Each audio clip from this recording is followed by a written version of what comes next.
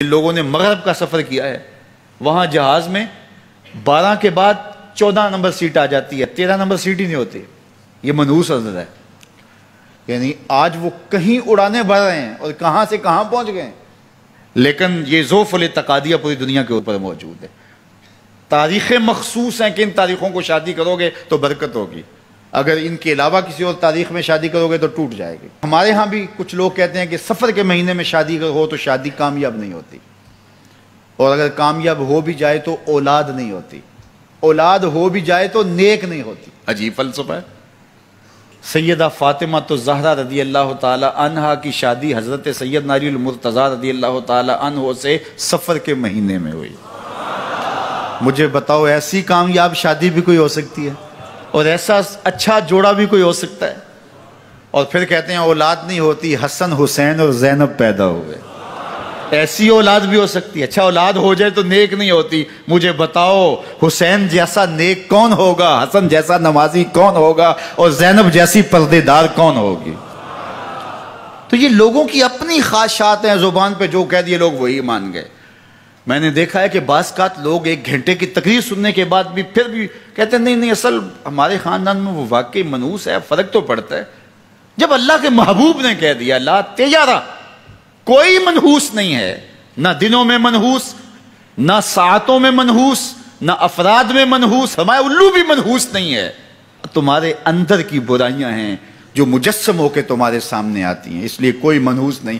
ہمارے والدین نے بچپن میں ہی ہمیں یہ باتیں اچھی طرح سے ازبر کروائیں اور ہماری تربیت اس طرح کی کہ ہم الحمدللہ کبھی بھی ذوف الاعتقادی کا شکار نہیں ہوئے.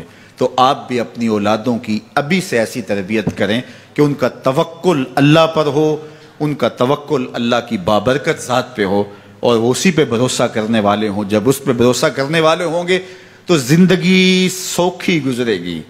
کبھی مشکل آ بھی جائے گی تو پریشانی نہیں ہوگی کہ دیکھیے کبھی خنداں کبھی گریاں، کبھی اللہ کچھ عطا کرتا ہے کبھی کچھ عطا کرتا ہے.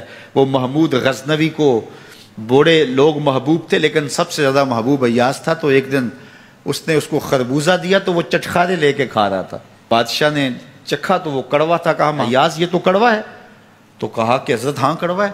تو کہا پھر تم مزے سے کھا رہے ہو. کہا ساری زندگی ساتھ سے میٹھی نعمتیں کھائی ہیں، آج ایک کڑوا مل گیا تو پھینک دوں. جب اس پہ توکل ہوگا تو کبھی تکلیف آئے گی تو بندہ کہے گا کوئی بات نہیں، جے سونا میرے دکھ وچ راضی تے میں سکھ نو چلے ڈاواں. تو بندہ کہے گا ٹھیک ہے کوئی بات نہیں ہے، یہ اس پہ بھی میں خوش ہوں.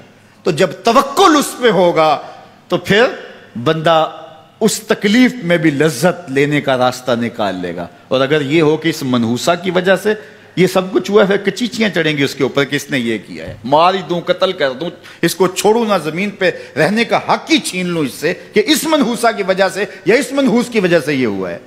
کوئی کسی کی وجہ سے نہیں ہوتا.